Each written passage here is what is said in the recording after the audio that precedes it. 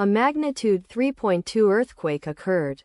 Sulawesi, Indonesia.